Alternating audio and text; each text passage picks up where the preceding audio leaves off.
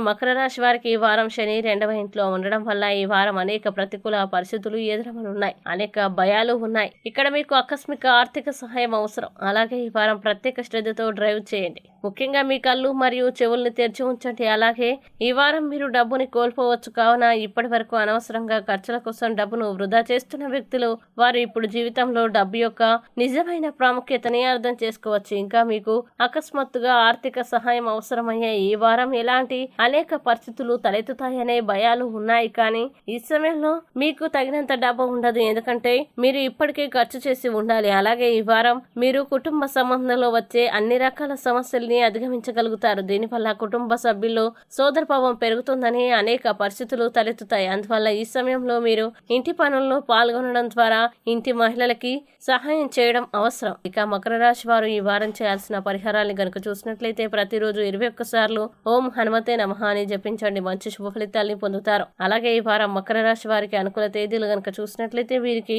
28వ తేదీ చాలా మంచి రోజు. ఈ తేదీల్లో ఏ పని ప్రారంభించినా సరే మంచిది.